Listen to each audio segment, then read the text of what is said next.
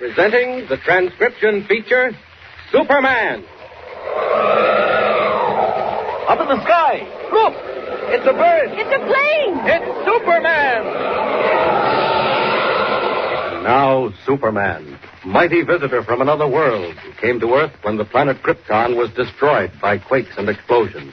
Superman, who can bend steel in his bare hands, leap tall buildings at a single bound, race a speeding bullet to its target, and who walks about among human beings disguised as Clark Kent, news reporter for a great metropolitan paper. As our story opens today, Clark Kent is on his way through the city room of the Daily Planet toward the private office of editor Perry White.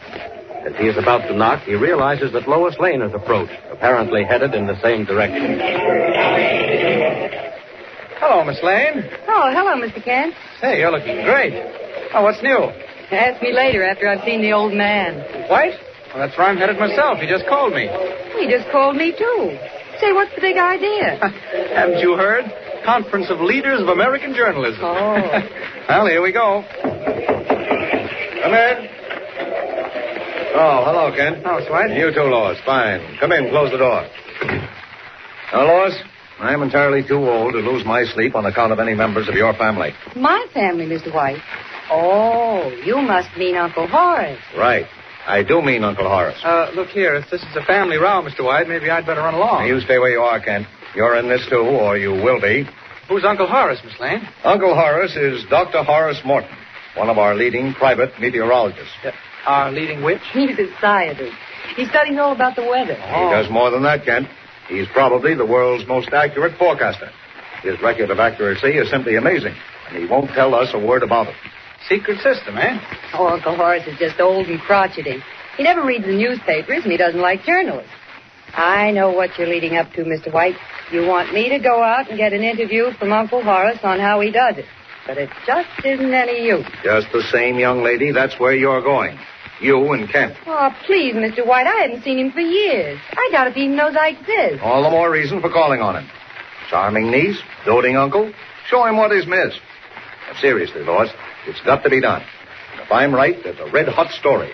All right, Mr. White. I'll try. But you know... Never mind the buts. That's your assignment from now until further orders. You understand, Kent? Now, look, Mr. White, bring me up to date, will you? Where is this this distinguished old scientist, and what does he really do? Well, I can answer the first part of that, Mr. Kent. He lives on top of Music Mountain, outside of New Birmingham. Just like a murder mystery, Kent. All alone by himself, except for Elmer Rogers. Oh, who's Elmer? Assistant, handyman, secretary, chauffeur, grass cutter, comet catcher. All right. Now, what about Dr. Morton? What's the real setup? Kent, it's amazing. No one can explain it. But Dr. Morton's weather predictions over the past year have been practically 100% correct. Well, how do you know he isn't just lucky, Mr. White? Don't run down your family, Lois. Accuracy like that isn't luck. Matter of fact, he's admitted that much himself. Oh, he has, eh? But that's all. He won't say another word. And it's important. If some definite workable system exists for really forecasting the weather, it's got to be known. Why, confound it, the man doesn't realize what he's holding back. Apparently, he can't see what it might mean to human beings all over the world. And that's what I want you to point out to him. Well, marching orders, Miss Lane. When do we start? Right away. Motor to New Birmingham. Go from there to Music Mountain. Oh, come, Lois. Don't look so sour. Oh, I'm not sour. Just resigned. Come on, Mr. Kent. Even if nothing else happens, they say the view from Music Mountain is lovely. You get more than the view or don't come back. And, oh, yes, give my regards to Uncle Horace.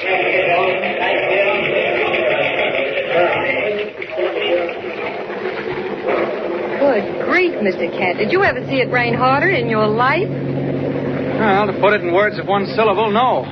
Where in the world did it come from? Just a little while ago, it was perfectly clear. And the weather report on the radio said it was going to remain clear. Wonder what Uncle Horace's weather forecast was. Well, if we have any luck, it won't be long till we know. Say, where are we? Outside of New Birmingham. Say, look at that rain, will you? Seems to be getting worse. Now, I'm going to pull up a bit till this stops. I only hope it keeps up. You only hope it keeps up. Why? Haven't you heard? If it keeps up, it can't come down. Oh, just one more like that, Clark Kent. I know. You'll walk home. Hey, look, someone's coming. Yeah, with his headlights on. And coming fast. I'll switch my lights on, too. I don't want him to hit us. Why, they're stopping.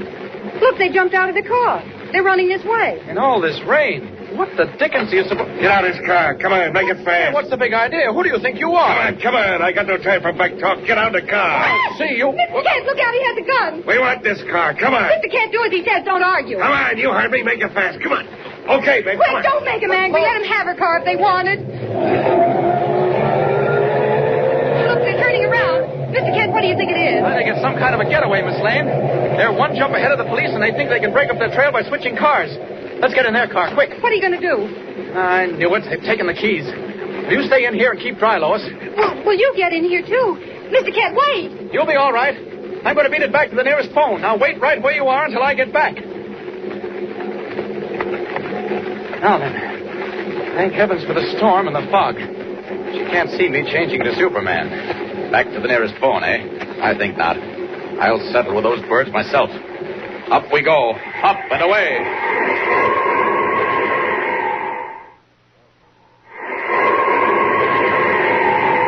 I don't know what's happened, what they've done, but they're outside the law, that's plain enough. And they've stolen our car. They won't get away with it. Too bad if I have to smash it up. Ah, there they are. Going like the devil, too. Down, down. I'll drop down in the road ahead of them and make them stop. Now then. Here they come. 70 miles an hour. Oh, so you won't stop, eh? We'll see about that. See how you like hitting a Superman. Here they are. Now! I'll try to help me to the ditch. Save the guy. Catch them before they come up to run. Don't try to run. There we are. Get away. Get away. Quick, babe. Beat it. Beat it, eh? Not this time. And don't pull that gun. Here come the police. Just to make sure they find you when they get here. That does it. He's out but not hurt. Here comes the law. Got to get back to Lois. Up we go. Up, up.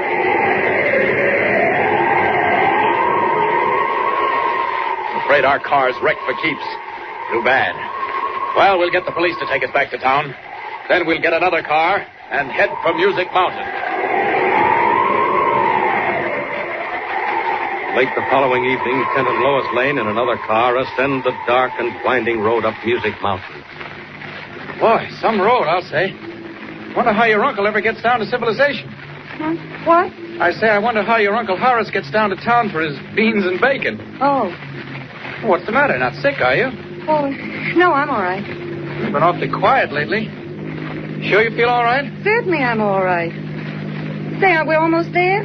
Well, we're almost up the mountain. I suppose the road ends at the observatory. Yes, there it is. Through the trees ahead. Oh, yeah. I guess that must be it. Mr. Kent, look, wait a minute. What? Stop the car. I want to talk to you before we get there. Oh, sure, but what's the idea? Mr. Kent, I've been thinking. There's something I ought to show you. Something you ought to show me? What are you talking about? Look, this piece of paper. I found it in the car. You know, the bandit car. Well, what is it? Let me see it. There's writing on it. Read what it says. Switch on that dash light, will you? Thanks. All set. Professor promises storm at 3:30. Be ready to go when it hits. Say, that's mighty queer, Lois. You say you found this in the car? Yeah, after you went looking for the police. They said those fellas had pulled a payroll holdup and made their getaway in the thunderstorm. Mr. Kent, would that mean Uncle Horace? Great Scott. Oh, if it did. Oh, no, I can't believe it.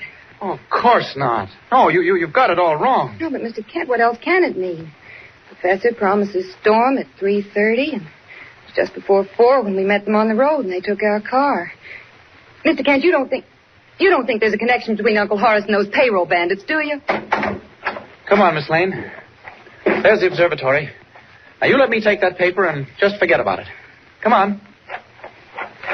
Gee, Mr. Kent, it's all dark. There's no light anywhere. It's so gloomy. The whole place is gloomy. So worried and afraid. Now, here, pull yourself together. What are you afraid of? I don't know. I just have a feeling something's wrong. Something's happened. Oh, nonsense. Here we are. I'll knock. Listen, is anyone coming? Don't think so. Yes, there is, too. There, he's right back at the door. Who's that? Who's there? Uncle Horace, is that you? Uncle Horace. Are you looking for Dr. Morton? Why, it's Rogers. Rogers, don't you remember me? Lois Lane? It's years since you've seen me, but I do think Lois you might... Lane. Oh, Miss Lois, thank heavens you come. Come inside, quickly, before he hears you and comes down. Oh, what's the matter? Inside while I close the door. Go. Miss Lane, Miss Lois, you don't know what it means to see somebody. Somebody I can talk to. Why, Rogers, what's the matter? You sound absolutely terrified. Terrified? Wait while I tell you. Oh, Miss Lois... Someone's coming. Down those stairs. It's him. He heard you knock. I can't tell you now. He's coming. Now, don't say a word. Remember, not a word. Not one word. Sudden, unexplained mystery at the observatory of Dr. Horace Morton, high on the lonely slope of Music Mountain. What has happened? What terrible secret does the assistant Rogers wish to share with Lois Lane? And what is the connection, if any, between Horace Morton, world-famous scientist, and the thunderstorm bandits of New Birmingham? Tune in next time and follow the story of Superman. Up in the sky. Look! It's a bird. It's a plane! It's Superman! Superman is a copyrighted feature appearing in Action Comics magazine.